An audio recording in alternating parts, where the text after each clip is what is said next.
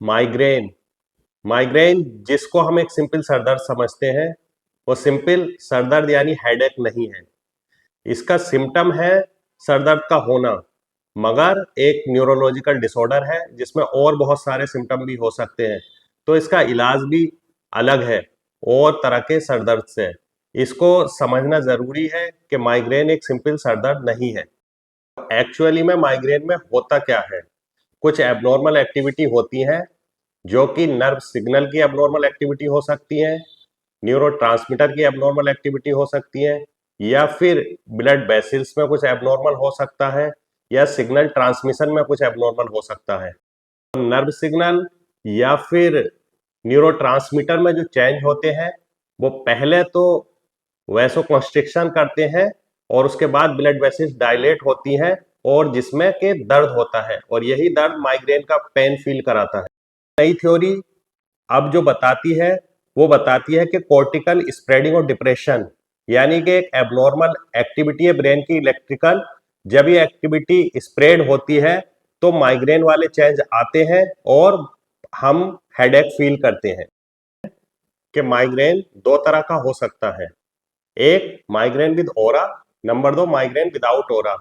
Migraine with aura में क्या होता है कि ऑरा सिम्टम होते हैं, ये कुछ न्यूरोलॉजिकल सिम्टम है जो विजुअल हो सकते हैं या फिर सेंसरी हो सकते हैं या वॉइस स्पीच के हो सकते हैं। विजुअल ऑरा में क्या होगा कि फ्लैशेस ऑफ लाइट हो सकती हैं, जिगजैग लाइन आ सकती है, और ऑडिटरी ऑरा में क्या हमें वर्ड फाइंडिंग में डिफिकल्टी हो सकती है, स्पीच में दिक्कत हो सकती है। और इसके साथ साथ जो ऑरा हो सकता है वो हमारा सेंसरी हो सकता है, जिसमें टिंगलिंग या नम्बनेस फील होती है, और ये माइग्रेन के अटैक आने से पहले जो दर्द का अटैक आता है वो 1 घंटा तक रह सकते हैं। दूसरा होता है माइग्रेन विदाउट ऑरा, जो कि कॉमन है। तो इसमें जो अभी बताए गए थे ऑरा सिम्टम नहीं होते। जनरली माइग्रेन एपिसोड की स्टार्टिंग ही हेडेक से होती है। अब हम जानते हैं माइग्रेन ट्रिगर्स के बारे में। तो ट्रिगर्स सबसे पहले लाइफस्टाइल रिलेटेड। Number 1 stress.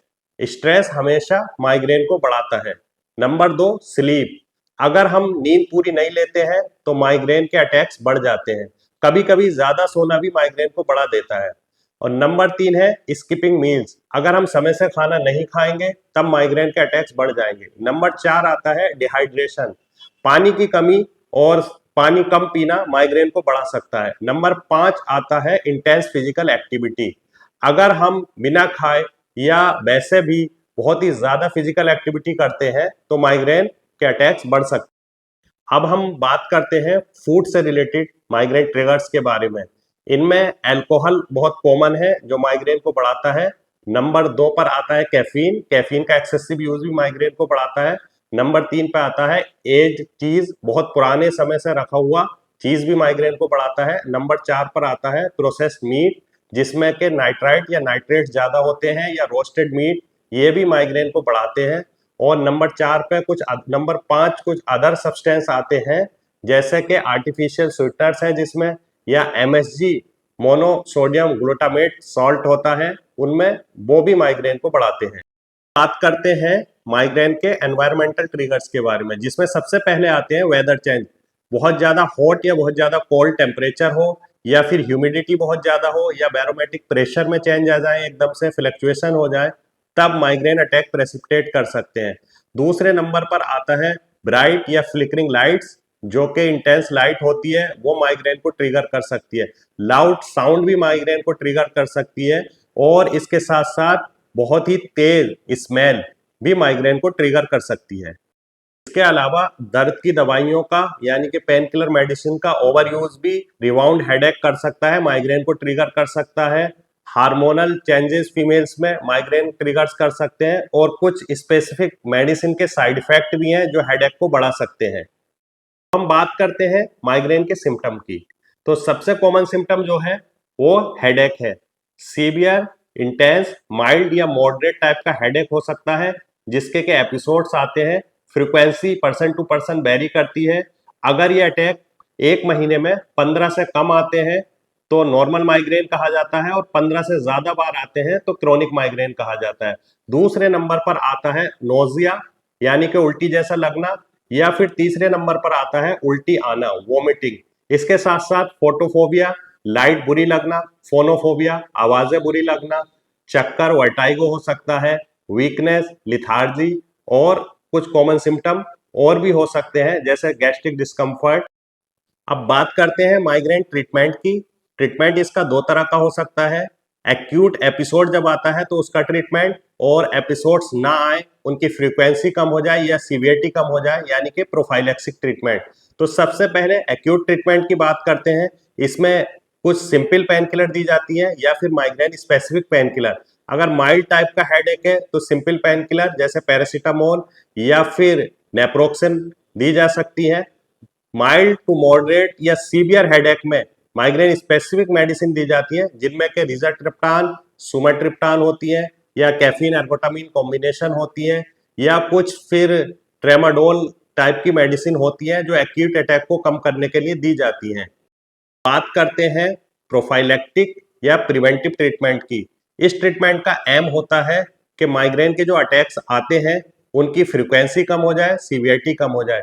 इसके लिए जो मेडिसिन दी जाती है उनको प्रोफाइलैक्सिस मेडिसिन कहते हैं या प्रिवेंटिव मेडिसिन फॉर माइग्रेन्स कहते हैं। सबसे पहले इसमें आती है प्रोपेनानोल, जिसका के यूज हम अक्सर जब करते हैं कि ब्लड प्रेशर भी बढ़ा हो, एंजाइटी भी हो, तीनों चीजों को ये कवर कर लेती है और एक ही मेडिसिन से तीनों काम होते हैं जिससे कि पिल बर्डन से हम बच जाते हैं। दूसरे नंबर पर आती है टोपिरामेड, माइग्रेन स्पेसिफिक मेडिसिन है ये भी, और इसका यूज जब किया जाता है जब पेशेंट का वेट ज्यादा हो, क्योंकि ये वेट रिडक्शन करती है। इसके बाद आती है एमिट्रिप्टिलीन, जिसका यूज हम जब करते हैं कि पेशेंट को डिप्रेशन भी हो, स्लीप भी कम आती हो, तो नींद को भी पूरा करती है, माइग्रेन को बचाती है, जिससे कि सारे काम एक मेडिसिन से हो सकते हैं। इसके बाद आती है वेलनाफेक्सिन, जो कि एंटी डिप्रेसेंट है ये, और इससे भी डिप्रेशन वाले पेशेंट और माइग्रेन वाले पेशेंट का एक साथ इलाज किया जा सकता है। और इसके बाद आती है सोडियम वैल्प्रोरेट, ये क्रोनिक माइग्रेन को दी जाती है क्योंकि इसके साइड इफेक्ट ज्यादा है, तो इसका यूज अक्सर हम लोग लास्ट में करते हैं। अब हम बात करते हैं न्यूअर ट्रीटमेंट फॉर माइग्रेन की। तो इसमें आजकल जो मेडिसिन सबसे नई आई है वो है CGRP antagonist and CGRP receptor blocker. ये मेडिसिन एक कैल्सिटोनिन जीन रिलेटेड पेप्टाइड है जो कि माइग्रेन को बढ़ाने वाले पाथवेज हैं उनमें काम करती है, तो उसके रिसेप्टर को ब्लॉक करती है या फिर उसके एंटागोनिस्ट का काम करती है, जिससे कि कैल्सिटोनिन जीन रिलेटेड पेप्टाइड जो है अपना काम नहीं कर पाती है और माइग्रेन के अटैक कम हो जाते हैं। अब हम थोड़ा बात करते हैं कुछ सप्लीमेंट्स की या फिर न्यूट्रिएंट्स की जो माइग्रेन में आजकल काफी यूज किए जा रहे हैं, जैसे कि मैग्नीशियम है, राइबोफ्लेविन है, कोएंजाइम Q10 है। इनका भी थोड़ा रोल है माइग्रेन को बेहतर करने में। तो ये फूड सप्लीमेंट जैसे कि मैग्नीशियम ज्यादातर ग्रीन लीफी वेजिटेबल्स है और आलमंड्स है, इनमें पाया जाता है। कोएंजाइम Q10 है, फिश, सलमोन वगैरह में पाया जाता है, और राइबोफ्लेविन मिल्क और डेयरी प्रोडक्ट में ज्यादा पाया जाता है। तो इनका इस्तेमाल करने से भी माइग्रेन में थोड़ी राहत मिल सकती है। फ्लेविन पाया जाता है मीट, फिश एंड एग में बहुत ज्यादा, और साथ ही साथ green leafy vegetables and nuts and seeds, इन सब का अपनी डाइट में इस्तेमाल करने से माइग्रेन से थोड़ा बचाव किया जा सकता है। इसी तरह के और वीडियो देखने के लिए हमारे चैनल को सब्सक्राइब कीजिए, लाइक करें और अपने फ्रेंड में शेयर करें। Thank you for watching the video.